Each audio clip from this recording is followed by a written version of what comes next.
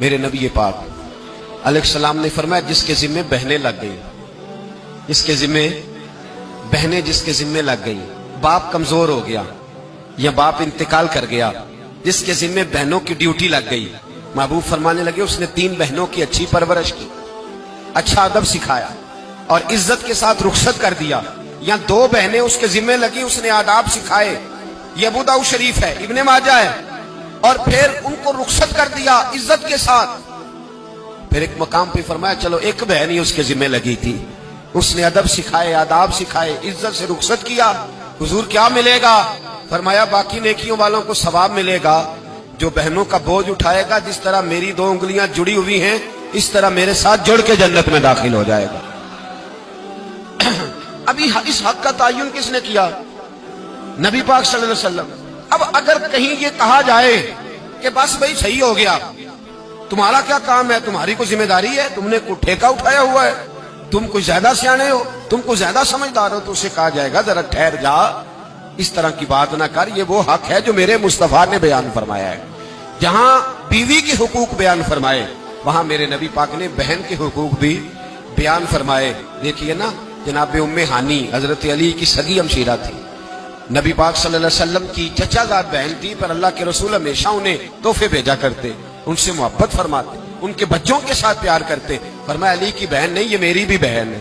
کیا لوگوں کو تاریخ کی وہ بات یاد نہیں؟ آج میں نے دیکھا ہے بھائی کے پاس شاہ خرچیوں کے لیے بڑے پیسے ہوتے ہیں، بھائی کے پاس بڑا سرمایہ ہے، جب شاہ خرچیاں کرنی ہو، سال کے بعد 2-3 چکر کاغان نران کے بھی لگانے ہو تو اس کے پاس روپیہ ہے، پیسہ ہے، اور اگر اس کی اماں کہہ دے کہ بیٹا عید کا موقع ہے، کوئی پرانا جوڑا ہی اٹھا کے بہن کو دے آ، تو کہتا اماں حالات بڑے سخت ہیں، اب میں تمہیں کیا بتاؤں۔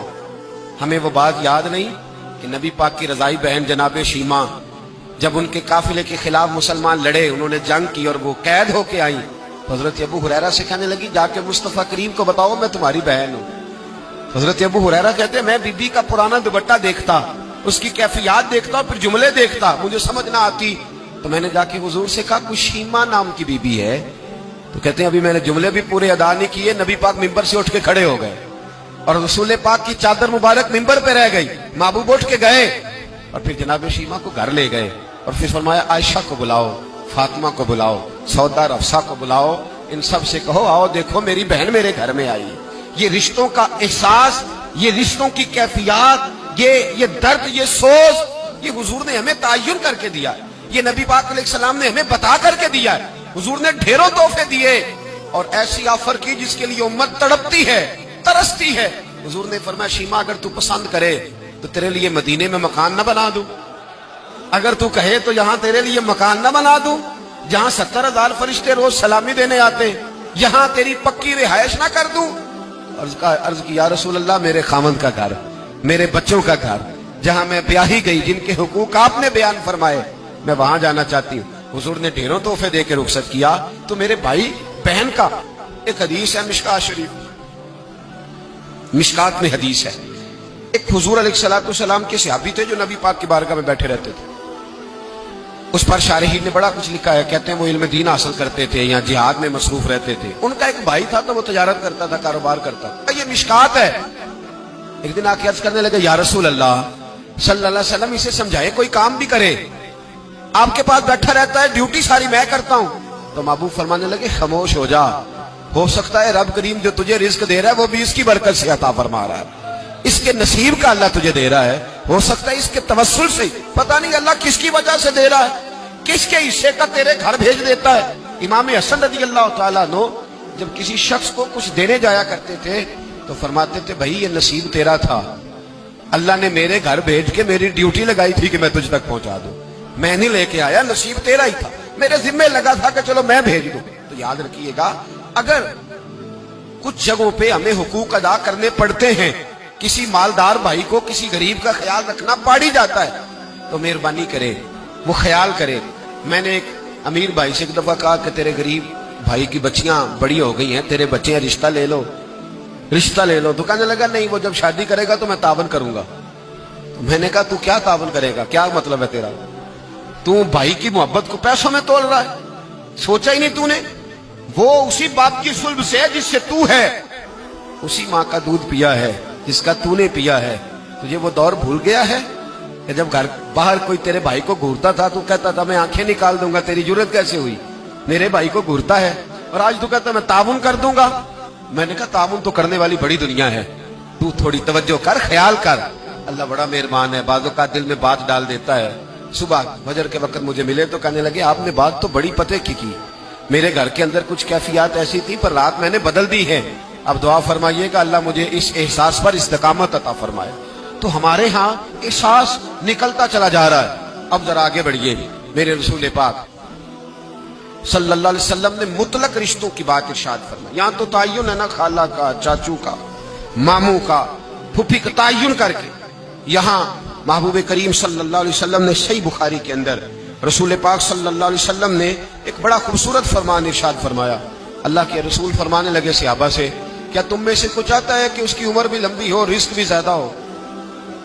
और अगर मैं ये सवाल औरतों से करूं ना, खवातीन से करूं कि क्या तुम चाहती हो कि तुम्हारे खामद के पास पैसे भी ज्यादा हो, उम्र भी लंबी हो, तो मेरा ख्याल है एक खातून भी ऐसी नहीं मिलेगी जो कहे कि नहीं मैं नहीं चाहती। सारी कहेंगी कि हमारा दिल करता है कि हमारे घर के अंदर रिस्क भी ज्यादा हो, और अल्लाह तबारक व तआला ने जिसको मेरे सर का साया बनाया वो कायम भी रहे।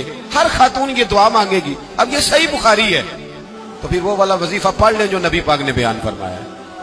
नबी पाक अलैहिस्सलाम ने फरमाया क्या तुम में से कोई चाहता है उम्र लंबी हो, रिस्क ज्यादा हो? शाबाश करने लगे हुजूर सारे चाहते हैं, ये सही बुखारी है। तो महबूब फरमाने लगे फिर वजीफा सुनो, अपने रिश्तेदारों के साथ अच्छा सलूक करो, अल्लाह तुम्हारी उम्र भी लंबी फरमा देगा, रिस्क में इजाफा भी फरमा देगा। रिश्तेदारों से अच्छा सलूक करो, सिला रहमी करो, उनका ख्याल करो। अगर गरीब है तो उनकी मदद करो। अगर किसी जगह तुम्हारी ढारस की उन्हें जरूरत है तो उनकी ढारस बंधाओ, थोड़ा आगे बढ़ो, उनके साथ थोड़े रिश्तों को निभाओ।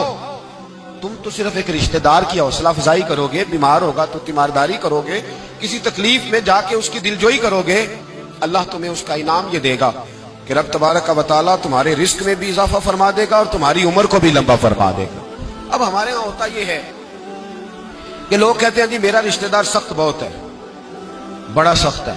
दुनिया में सबसे सख्त रिश्तेदार मेरे नबी पाक को मिले थे।